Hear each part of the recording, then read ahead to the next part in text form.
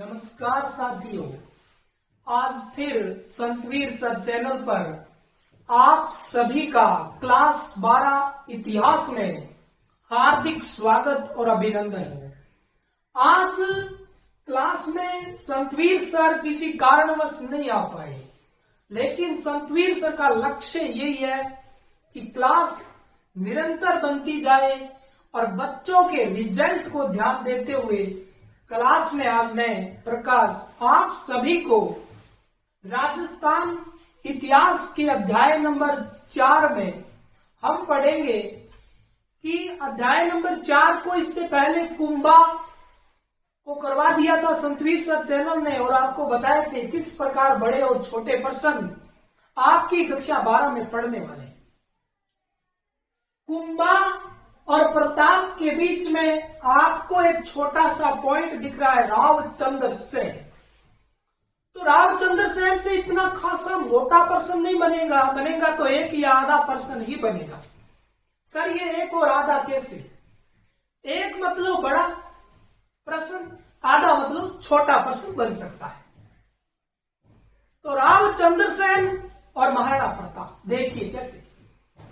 राठौड़ के अंदर अकबर के समय सत्ता थी जिसका नाम था राठौड़ सत्ता, मारवाड़ में। और मारवाड़ में एक शासक थे जिसका नाम था मालदेव।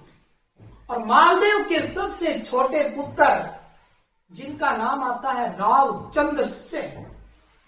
रावचंद्र सेन के दो भाई और थे, एक का नाम था राम और एक का नाम था उदय सिंह, जिसे आप मोटा राजा उदय सिंह कहते हो। अकबर मुगलों ने इन्हें मोटा राजा की उपाधि दी थी।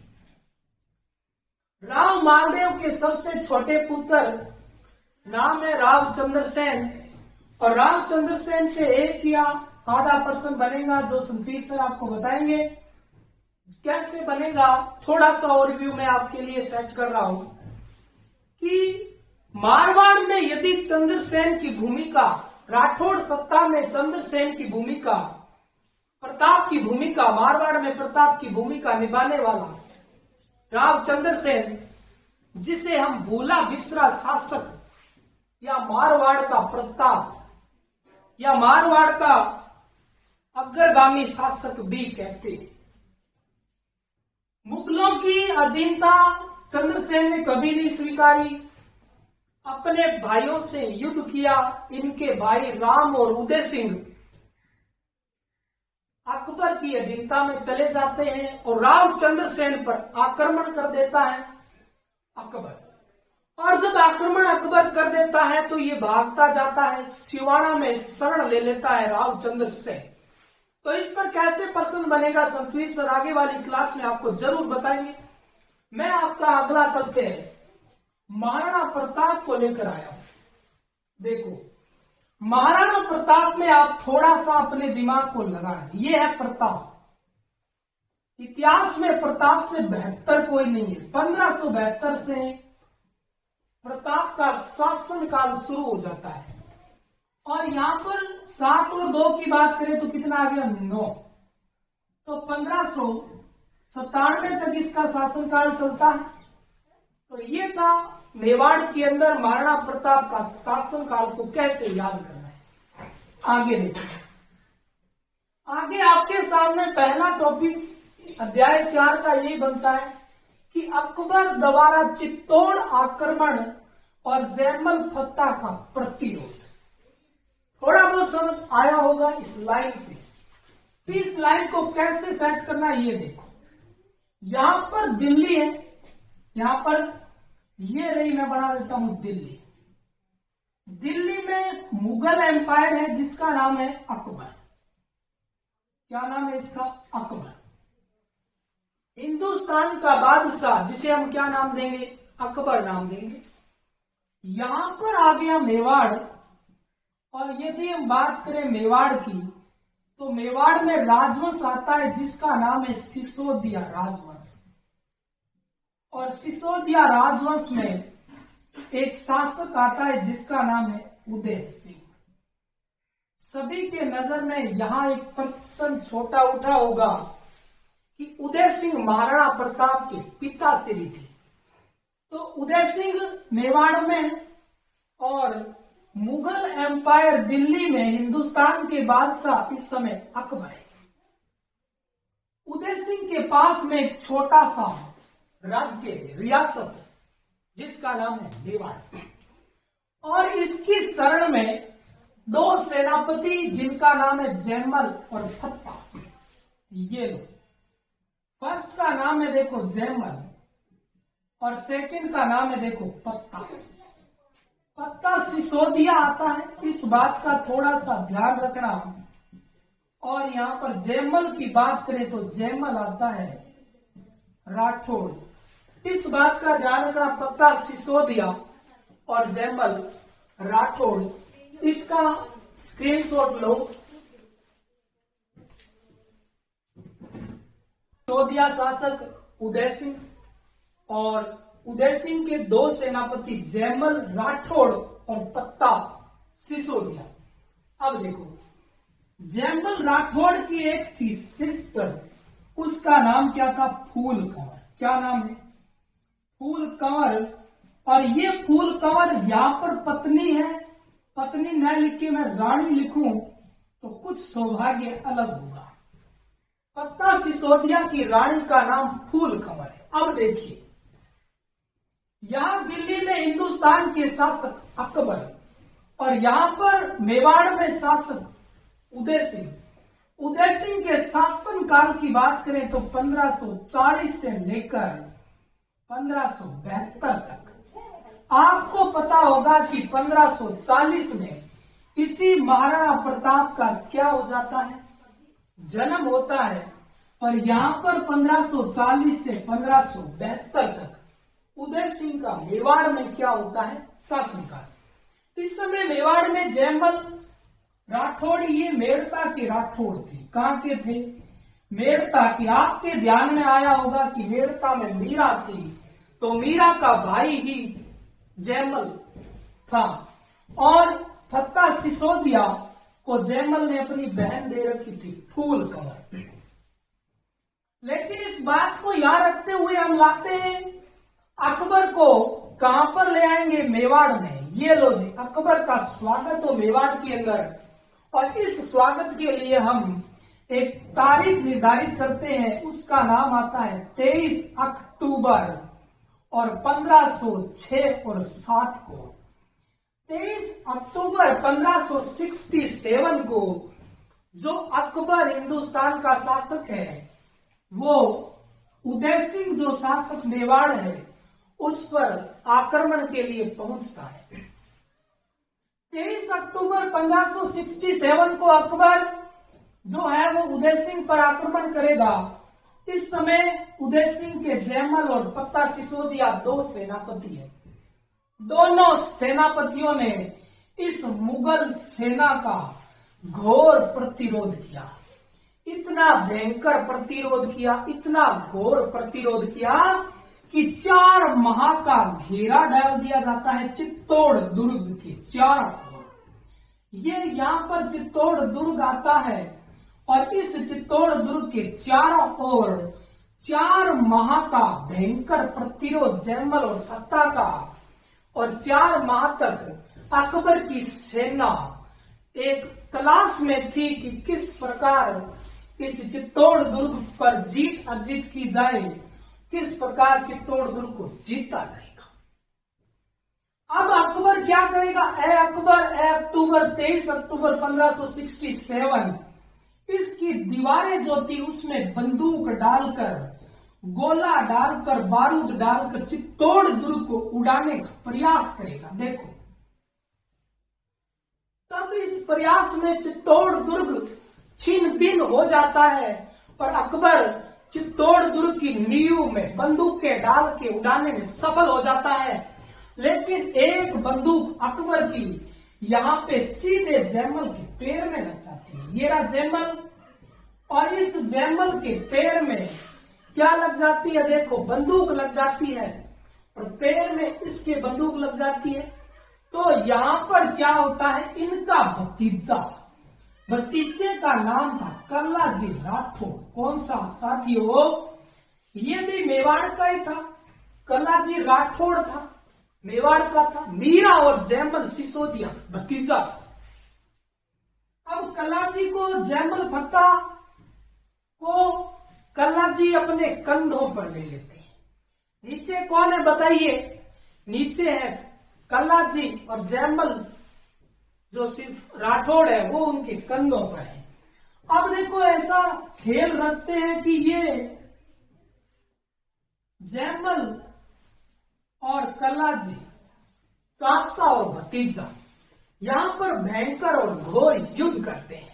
इसीलिए कलाजी राठौड़ आगे चलकर 4 हाथ के भुजधारी या 4 हाथ के देवता कहलाते हैं।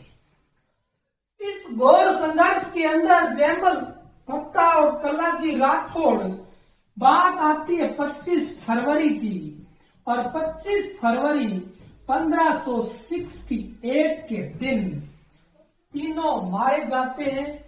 और फूल कवर 25 फरवरी 1568 के दिन जोहर कर लेती है। तो बताइए केसरिया किसने किया? पत्ता सिसोदिया ने। और जोहर किसने किया? यहां पर मेवाड़ में सेकंड, मेवाड़ का ये दूसरा जोहर है। तो ये देखिए सिसोदियों के अंदर जोहर। और अब अधिकार हो गया मेवाड़ पर किसका? अकबर का। इस संघर्ष के बाद 23 अक्टूबर 1567 पर आक्रमण के लिए अकबर आया। और 25 फरवरी 1568 में अकबर ने अधिकार कर लिया। इस साक्य के बाद या इस अधिकार के बाद इस संबंध में एक कहावत भी प्रचलित हुई, जिस कहावत का नाम है कि भूख न मेटे मेड़ तो न मेटे नागौर। कि नागौर और मेड़ता, मेड़ता सिटी नागौर का प्राचीन नाम मेड़ता आया करता था। आज मेड़ता अलग है और नागौर अलग है। भूख ने मेटे मेड़ तो न मेटे नागौर, रजवट भूख अनोखड़ी मरिया मिटे चित्तौड़। कि रजवाड़ी भूख ऐसी है कि मरिया मिटे चित्तौड़। चित्तौड़ मर गया तो रजवाड़ी भूख मर गई। और इसी प्रकार चित्तौड़ पर अधिकार किसका हो जाता है? अकबर का। 25 फरवरी 1568 अकबर ने अधिकार कर लिया। तो पहला टॉपिक हमारा यही था। यहां से प्रश्न उठे तो इस प्रकार साथियों आप सही कर देना। उसके बाद हमारा सेकंड टॉपिक ये प्रारंभिक जीवन व राज्यारोहण। प्रारंभिक जीवन व राज्यारोहण किसका? महाराणा प्रताप का। देखो उदय सिंह के समय, आपको पता है कि आप यहां पर क्या पढ़ रहे हो? हम यहां पर पढ़ रहे हैं टॉपिक नंबर ग, प्रारंभिक जीवन व राज्यारोहण किसका? महाराणा प्रताप का। तो देखिए उदय सिंह के पुत्र का नाम यदि हम देखें तो ये आता है प्रताप। क्या आता है? महाराणा प्रताप। प्रताप की यदि हम यहां पर बात करें, उससे पहले उदय सिंह की हमने बात कर ली कि महाराणा प्रताप से पहले उदय सिंह के समय ही चित्तौड़ की राजनीतिक, सामाजिक और आर्थिक अर्थव्यवस्था डाउन हो जाती है, क्योंकि मुगलों ने यहां पर तहस नहस कर दिया था। उदय सिंह और महाराणा प्रताप का संबंध और महाराणा प्रारंभिक जीवन और उनका राज्य। प्रारंभिक की जीवन की बात करें तो इनकी 2 रानियां आती है। किसकी? उदय सिंह। पहली रानी का नाम आता है जयंता बाई। क्या नाम आता है? जयंता बाई। और दूसरी इनकी रानी आती है जिनका नाम आता है धीर बाई। क्या नाम आता है? धीर बाई। उदय सिंह की 2 रानियां हैं। ये उदय सिंह सिसोदिया है और इन उदय सिंह सिसोदिया की 2 रानियां, एक का नाम जयंता बाई और एक का नाम धीर बाई। धीर बाई के बड़े पुत्र का नाम था जगमाल। क्या नाम था? जगमाल। हमें इतना नहीं पढ़ना, बस किताब के अनुसार ध्यान रखना है। धीर बाई का बड़ा पुत्र का नाम जगमाल था। जयंता बाई का नाम क्या था? जयंता बाई का नाम नहीं ले, जयंता बाई के पुत्र का नाम क्या था? प्रताप। क्या नाम था? प्रताप सिंह। महाराणा प्रताप बाद में होगा, लेकिन पहले प्रताप सिंह था। इससे पहले इनके बचपन का नाम आए तो याद रखना गिंदोली। क्या नाम था? गिंदोली व किक्का। गिंदोली व किक्का 2 नाम आते। हिंगोली व टीका किसका नाम आता है? महाराणा प्रताप का बचपन का नाम। माता का नाम जयंताबाई, पिता का नाम उदय सिंह सिसोदिया। लेकिन ध्यान रखना, महाराणा प्रताप उदय सिंह के बड़े पुत्र थे। ज्येष्ठ पुत्र कौन थे? ज्येष्ठ पुत्र का नाम आता है प्रताप। छोटा पुत्र कौन था? जगमाल। लेकिन उदय सिंह की दो रानियां जयंताबाई और धीरबाई। धीरबाई का धीरा प्यार था किसके साथ? उदय सिंह के साथ। उदय सिंह और धीरबाई के प्रेम में उदय सिंह जी अंधे थे। इसीलिए उदय सिंह ने कहा कि मेरी मृत्यु के बाद मेवाड़ का अगला शासक बनेगा जगमाल सिसोदिया। लेकिन बड़ा एक पुत्र का अधिकार हुआ करता जिसका नाम है महाराणा प्रताप। अब देखो, जैसा हुआ वैसा ही हुआ। बात आती है 28 फरवरी के दिन।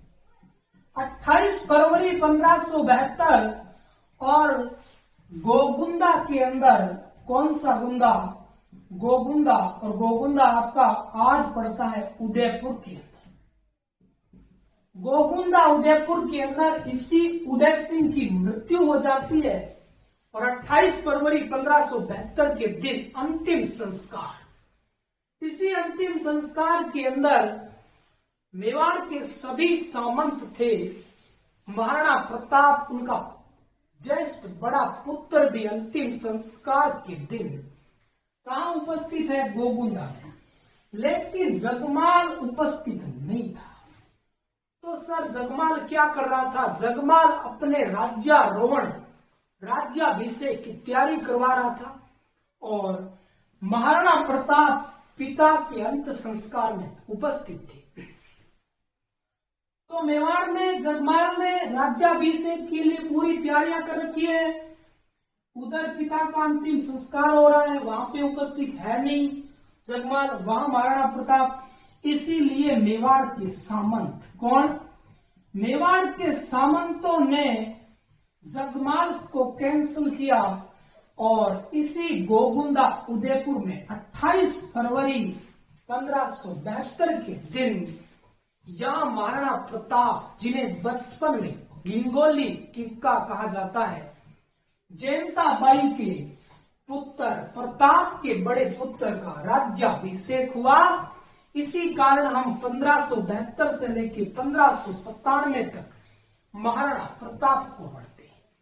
सर यहां थोड़ा सा ये जन्म की बात आ रही है, थोड़ी सी ये भी बता दो। देखो, बात आती है 9 मई 1540, 9 मई 1540 और 20 विक्रम संवत 1597। विक्रम संवत 1997 का विक्रम संवत 1597 है। विक्रम संवत 1597 और 9 मई 1540 को महाराणा प्रताप का हो जाता है जन्म। सर विक्रम संवत 1597 को महाराणा प्रताप का जन्म हुआ, लेकिन 1597 ईस्वी को महाराणा प्रताप की मृत्यु हुई। ये देखो, 1597 ईस्वी को महाराणा प्रताप की मृत्यु और विक्रम संवत 1597 में महाराणा प्रताप का जन्म। तो देखो यहां पर जिस विक्रम संवत को मृत्यु, उसी ईस्वी को जन्म। देखो 9 मई 1597 को प्रताप का जन्म होता है कुंभलगढ़ में। कहां पर होता है? कुंभलगढ़। और ये कुंभलगढ़ दुर्ग पड़ता है राजसमंद जिले के अंदर। जो राजसमंद जिला उदयपुर संभाग का एक जिला आता है, और उसी राजसमंद जिले में कुंभलगढ़ दुर्ग है। और उसी दुर्ग के अंदर महाराणा प्रताप का हो जाता है जन्म। सर जन्म बताइए कहां हुआ? तो यहां पड़ता है एक बादल महल। कौन सा महल? बादल महल। इसी बादल महल में प्रताप जी का हुआ जन्म। तो ये थी कुछ प्रारंभिक इंट्रोडक्शन। इसी के तहत आप इन प्रश्नों को जब भी ये लेक्चर आप लगाओ, अपनी 12वीं की बुक आपके पास होनी चाहिए और एक किताब होनी चाहिए, तरीका लिख लेना, और लिखने का जो नॉलेज है, कैसे लिखोगे, कैसे नंबर बनेंगे, वो किताब से लिखो। तो ये टॉपिक भी कंप्लीट, प्रारंभिक जीवन व राज्यारोहण। अब देखो, अब सर आप ये बताइए कि जो अकबर ने 1567 के अंदर और फरवरी 1568 के अंदर, 1568 के अंदर जो मेवाड़ के अंदर चित्तौड़ को छीन बीन किया, जैमल फत्ता मारे गए, और फूल कंवर ने क्या कर लिया था, जोहर कर लिया था, उसी के बारे में कहा हमें उल्लेख मिलता है।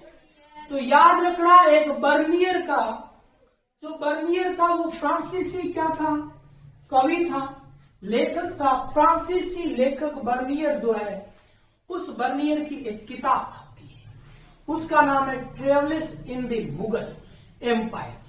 Travels in the Mughal empire, ये कौन सी है, travels in Mughal empire, travels in Mughal empire. और इस ट्रेवल्स इन मुगल एम्पायर, ये फ्रांसीसी यात्री बर्नियर की किताब है, फ्रांसीसी यात्री बर्नियर की किताब है। इसी किताब के अंदर ये आपको उल्लेख मिलता है। तो इस किताब का उल्लेख भी लिख देना आप, ये प्रारंभिक जीवन भी लिख देना। तो ये था महाराणा प्रताप का कुछ जन्म, और जन्म के बाद हमारा टॉपिक आगे वाला क्या है, देखो कि ये याद रखना आपके लिए अति इंपॉर्टेंट रहेगा कि प्रारंभिक जीवन और राज्यारोहण करवा दिया। गोकुंदा में राज्यारोहण हमने करा दिया, और गोकुंदा में राज्यारोहण करवाने के बाद हमने जन्म भी करवा दिया 9 मई 1540 को, और 1528 फरवरी 1572 को गोकुंदा में इनका राज्याभिषेक हुआ, और 1597 को इनकी क्या हो जाती है, मृत्यु। और ये था इनका शासन काल। देखो, अब महाराणा प्रताप के बारे में हम कुछ और पढ़ते हैं। अब देखो, ये हमारे महाराणा थे प्रताप।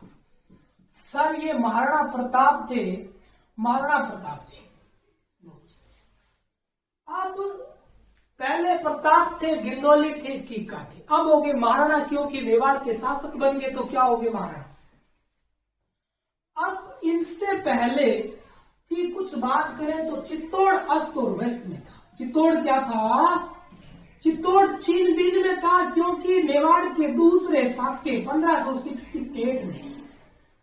सर ये साका क्या होता है, थोड़ी सी इसकी बात जानो तो साका देखो, इसे कहते हैं कि यहां पर जो शासक होता है, जैसे फत्ता है, फत्ता लड़ता हुआ वीर गति को प्राप्त हो गया, अरे रजवाड़ी राज है, तो कभी भी पीठ नहीं दिखाएगा, और जब ये पीठ नहीं दिखाएगा तो केसरिया होगा या नहीं होगा, हो गया। पीछे जो रानियां होती थी वो क्या किया करती थी, जोहर। क्यों, क्योंकि हम अपने मान और मर्यादा को मुगलों के अधीन या मुगलों के हाथों में नहीं थमाएंगे, इसीलिए वो जलती हुई आग में या किसी जल कुंड में गिर के भस्म हो जाती थी। तो क्या सर जोहर करना दो ही प्रकार है, जोहर के दो ही प्रकार है। पहला प्रकार है अग्नि जोहर, और दूसरा प्रकार है जल जोहर। तो ये मेवाड़ का दूसरा क्या था, साका था 1568 का। तो महाराणा प्रताप से पहले चित्तौड़ की राजनीतिक, ये लिखा हुआ, राजनीतिक, सामाजिक और आर्थिक अर्थव्यवस्था अस्त और व्यस्त हो चुकी थी। इसीलिए कवियों ने कहा था कि आभूषण रहित विधवा स्त्री। आपको इस बात का पता है कि बंदूकों से और गोला और बारूदों से अकबर ने 1568 25 फरवरी के दिन चित्तौड़ दुर्ग को अस्त व्यस्त तेज और नेस कर दिया था। आर्थिक व्यवस्था उनकी गड़बड़ा गई थी, और तेज और नेस का चित्तौड़ ही क्या है, आभूषण रहित विधवा स्त्री। कि जिस प्रकार विधवा स्त्री का पति नहीं है, उसी इसी प्रकार ये चित्तौड़ दुर्ग जो है आज ये विधवा सा नजर आता है, क्योंकि राजाओं ने तो केसरिया कर लिया और जितने सेनापति थे वो लड़ते मारे गए, और इसके अलावा यदि हम कुछ भी बात करें तो रानियों ने जोहर कर लिया। तो ध्यान रखना इस बात की कि कवियों ने कहा था कि आभूषण रहित विधवा स्त्री, और वो कहा था चित्तौड़ दुर्ग को। अब यदि प्रश्न हमारा बनेगा बड़ा प्रश्न कक्षा 12 का, तो वो बनेगा हल्दी घाटी के युद्ध का वर्णन करिए। हल्दी घाटी के युद्ध का वर्णन हम अलग अलग भागों में करेंगे, अलग अलग तरीकों से करेंगे, ताकि आपकी लिखने की जो लेखक शैली है उसे देखकर एग्जामिनर आपको फुल में से फुल नंबर दे। तो देखिए हमारा पॉइंट अगला, ये सारे पॉइंट हमने ऊपर कंप्लीट किए हैं। अब पॉइंट है हल्दी घाटी का युद्ध। देखो अब हमारा लास्ट पॉइंट है, और इस लास्ट पॉइंट का नाम है हल्दी घाटी का युद्ध। लो दोस्तों, क्या है सर पॉइंट का नाम? पॉइंट का नाम है देखो हल्दी और हल्दी घाटी का युद्ध। हल्दी घाटी का युद्ध के लिए देखो क्या काम होता है। पहला प्रारंभिक इंट्रोडक्शन, जिसे हम कहते हैं इतिहास की पृष्ठभूमि, उसी के नंबर कैसे मिलेंगे। देखो हल्दी घाटी क्या है? एक स्थान है। हल्दी घाटी स्थान है, और ये स्थान कहां पड़ता है? राजसमंद में। हल्दी घाटी एक स्थान है और ये स्थान कहां पड़ता है? राजसमंद में। सर ये राजसमंद क्या है? हमारा जैसे बीकानेर जिला है ना, उसी प्रकार राजसमंद भी एक जिला है। ध्यान रखना जिनको नहीं जाना। राजसमंद में स्थान जिसका नाम है हल्दी घाटी। सर ये हल्दी घाटी क्यों थी? घाटी का मतलब आप समझते हो क्या? कि जहां भी दो टीले हो, जहां भी दो टीले हो, उन टिलों के बीच का स्थान, टिलों के बीच का स्थान। सर हम तो कुछ समझे नहीं समझे तो ये देखो टिला नंबर 1 और ये बीच का स्थान और ये घाटी है। ये तो टिला क्या है? फर्स्ट, और ये टिला क्या है? सेकेंड, और बीच में ये जो घाटी है, इस घाटी को क्या बोलोगे आप? इस घाटी को बोलोगे घाटी। और रंग कैसा था? हल्दी रंग के फूल थे। हल्दी रंग के फूल या पीली मृदा, पीली मिट्टी के कारण इसे हम क्या कहते हैं? हल्दी घाटी कहते हैं। तो इसी प्रकार यहीं पर हम पढ़ेंगे हल्दी घाटी का युद्ध, और इस युद्ध को पढ़ने के लिए मैंने घाटी बताया क्या है ये।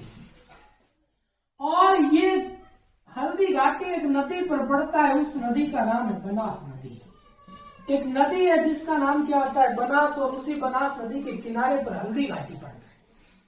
देखो हल्दी घाटी किन के मध्य है? तो याद रखना, एक तो आता है गोगुंदा। कौन सा आता है? एक तो आता है गोगुंदा और एक आता है खमनोर। कौन सा आता है? खमनोर। इन दोनों के मध्य, दोनों के मध्य, ये मैंने प्रारंभिक इंट्रोडक्शन आपको बता दी है। ध्यान रखना हल्दी घाटी एक स्थान है। घाटी उसे कहते हैं जो दो टिलों के बीच का स्थान हो। और जब हल्दी घाटी स्थान, हल्दी घाटी क्यों कहते हैं? क्योंकि पीले रंग की फूलों की घाटी और पीले रंगों की मिट्टी के कारण इसे हल्दी घाटी बोल दिया। उसके बाद बनास नदी के किनारे पर पड़ता है। गोगुंदा और खमनोर की दोनों के मध्य है। सर ये गोगुंदा कैसे? देखो यहाँ पर टीले को मैंने बोल दिया, ये तो थी गोगुंदा पहाड़ी। आपको पता हो पीछे का कुछ तो गोगुंदा में महाराणा प्रताप का राज्याभिषेक हुआ था, और इसी गोगुंदा के अंदर महाराणा प्रताप के पिता श्री उदय सिंह की मृत्यु हुई। यहां पर ये है खमनोर। कौन सा है? खमनोर। और ये खमनोर और ये गोगुंदा, बीच में ये हल्दी घाटी। यहां तक समझ आया होगा। अब देखिए कुछ, ये थी प्रारंभिक इंट्रोडक्शन। अब कुछ बातें, यहां पर दिल्ली है, ये रहा दिल्ली, और दिल्ली में कौन सा है? अकबर। कौन सा है? अकबर। और यहां पर यदि हम बात करें मेवाड़, ये रहा मेवाड़। मेवाड़ में कौन है? प्रताप, महाराणा प्रताप जिसे कहते हैं। यहाँ पर आमेर राज्य, कौन सा राज्य? आमेर। यहाँ पर बीकानेर राज्य, कौन सा राज्य? बीकानेर। यहाँ पर जैसलमेर राज्य, कौन सा राज्य है? जैसलमेर। और यहाँ पर एक और ले लो, मारवाड़ राज्य, कौन सा राज्य है? मारवाड़। ये कुछ राज्य थे, लेकिन बीकानेर राज्य, आमेर राज्य, जैसलमेर राज्य, मारवाड़ राज्य सभी इस अकबर की अधीनता स्वीकार कर चुके थे।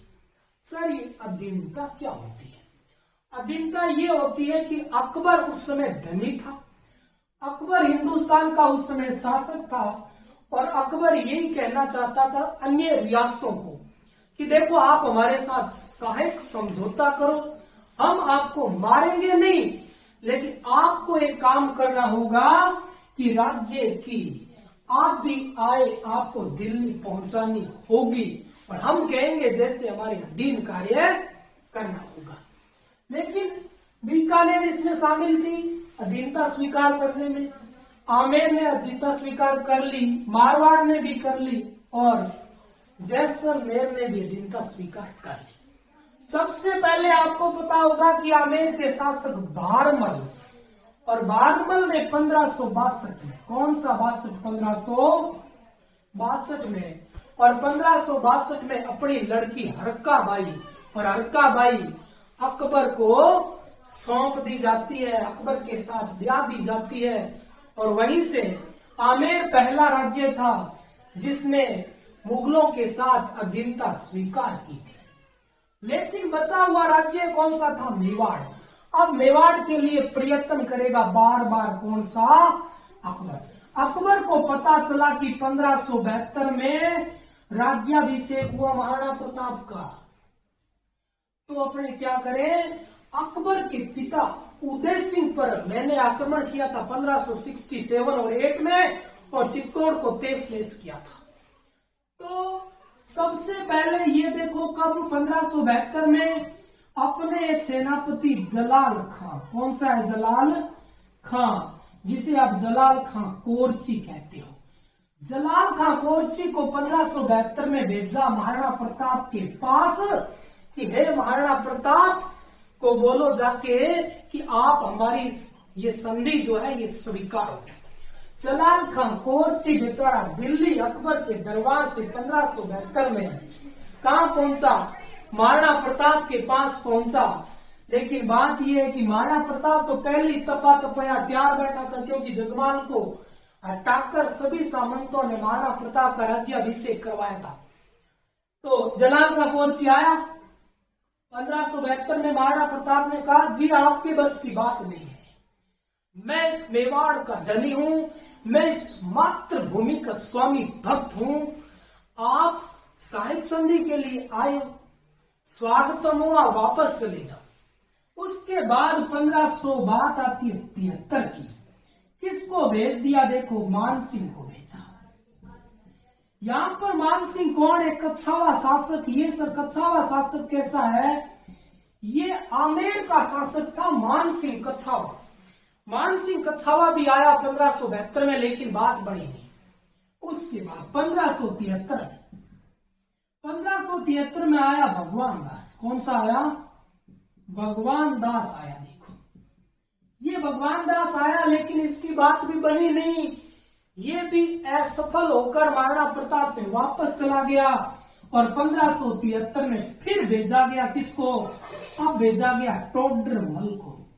टोडरमल अकबर के 9 रत्न आपने नाम सुने होंगे, उनमें एक वित्त मंत्री के पद पर टोडरमल और सेनापति के पद पर मानसिंह थे। तो देखो, 72 में जलाल खां कोरची को भेजा, 73 में मानसिंह कच्छावा को भेजा, 73 में भगवान दास को भेजा, और 73 में टोडरमल को भेजा, लेकिन सभी के सभी असफल हुए। महाराणा प्रताप यहां पर फिर भी संधि नहीं कर पाए। मातृभूमि के लिए जिए हैं तो मातृभूमि के लिए जान दे देंगे। मातृभूमि से पैदा हुए हैं, अंत में मातृभूमि में जाना है। स्वामी भक्त का वचन यही था, महाराणा प्रताप का सलोक ही एक ही था कि अकबर को कह देना बार बार ये मत भेज अभियान, हम इन अभियानों को असफल किया हर बार, तुम्हारा प्रताप अकबर के द्वारा भेजे गए सभी अभियान संधि के लिए असफल रहे। अभियान असफल रहे तो आखिरकार अकबर को युद्ध करना ही पड़ेगा। आखिरकार बीकानेर, आमेर, जैसलमेर अकबर की अधीनता कर लेते हैं, लेकिन 4 अभियानों के बाद भी महाराणा प्रताप अकबर की अधीनता नहीं स्वीकार पाते हैं। अब देखो यहां पर है सेनापति, नाम है मान सिंह कच्छा, और मिर्जा राजा मान सिंह इसी को कहते हैं। मान सिंह को भेज दिया जाता है अजमेर, और अजमेर में एक दुर्ग आता है, जिस दुर्ग का नाम आता है, इस दुर्ग का नाम है अकबर का किला। कौन सा किला? अकबर दुर्ग। अकबर दुर्ग में मान सिंह पूरी रणनीति बनाता है कि किस प्रकार महाराणा प्रताप को हल्दी घाटी के युद्ध में पराजित करना है। लेकिन इससे पहले मान सिंह के ध्यान में आया एक दुर्ग जिसका नाम है मांडलगढ़, और मांडलगढ़ दुर्ग सर कहां पड़ता है? भीलवाड़ा में। यहां पर भी 1 माह तक मान सिंह रुकता है और 1 माह तक यहां पर सेनाओं को पहाड़ों में लड़ने की प्रशिक्षण देता है, सिखाता है कि किस प्रकार पहाड़ों में लड़ना है आपको, क्योंकि महाराणा प्रताप 2 पहाड़ियों के बीच की पहाड़ी में लड़ेगा। तो मान सिंह क्या करेगा? मांडलगढ़ जाएगा। मैं मांडलगढ़ सैन्य परीक्षण देगा, 1 महीने तक सेनाओं को कहेगा कि पहाड़ी के पीछे के सैनिकों को कैसे मारना है, पहाड़ी के ऊपर के सैनिकों को कैसे मारना है, पहाड़ियों में छुप के कैसे मारना है। तो फिर आ जाते हैं अजमेर दुर्ग में। अजमेर दुर्ग में ये रणनीति बनती है कि किस प्रकार महाराणा प्रताप को हल्दी घाटी में मारना है, किस प्रकार महाराणा प्रताप को परास्त करना है हल्दी घाटी के मैदान में। इधर है महाराणा प्रताप के पास सैन्य अभियान खतरनाक था, और भीलों की सेना थी, और भीलों की सेना वैसे ही पहाड़ी क्षेत्र में लड़ने के लिए बड़ी सातुर होती है। तो यहां पर भीलों की सेना थी महाराणा प्रताप के पास, लगभग 12,000 सेना थी, और मान सिंह के साथ 60,000 सेना आएगी। इस बात का ध्यान कर लेना, 60,000 की सेना मान सिंह के साथ आएगी, 12,000 की सेना प्रताप की है। क्या लड़ाई होगी सोचो। लेकिन महाराणा प्रताप के पास में एक इनका अग्रगामी सेनापति था हाकिम खान सूर। हाकिम का सूर ये बिहार से आया था महाराणा प्रताप के पास 1,000 सेना लेकर महाराणा प्रताप की सहायता के लिए। शेरशाह सूर के वंशज हाकिम खान सूर 1000 सेना लेके बिहार से कहां आ जाता है? प्रताप के पास। और प्रताप की सेना का अग्रगामी भाग जो संभालता है वो यही संभालेगा, इस बात का ध्यान रखना। इसके अलावा यदि बात करें तो जाला पूंजा, भील की सेना जो थी, उन भील सेना या फिर हम नाम देते हैं चांदमल सेना। चांदमल सेना का नेतृत्व करेगा जाला पूंजा। कौन करेगा? जाला पूंजा। पै प्रताप और पै पूंजा, भील सेना का नेतृत्व जाला पूंजा करेगा। अब क्या हुआ? अब इन्होंने कुंभलगढ़ दुर्ग को मान लिया अपना शास्त्रागार। कौन सा? कुंभलगढ़ दुर्ग। और इस कुंभलगढ़ दुर्ग को बना लिया शास्त्रागार, और आगे लड़ने के लिए तैयार हो गई। और दोनों के बीच में ये खमनोर की पहाड़ी, ये गोगुंदा की पहाड़ी, बीच में हल्दी घाटी ये रहा। और इसी हल्दी घाटी में भयंकर होती है लड़ाई। और इस लड़ाई के अंदर प्रताप के पास में चेतक नाम से क्या था? घोड़ा था। और चेतक नाम से घोड़ा, घोड़े को जब एड लगाई तो आपको पता है कि मानसी के पास में मर्दाना नाम का क्या था, हाथी था। तो महाराणा प्रताप के पास में राम प्रताप नाम से क्या था, हाथी था।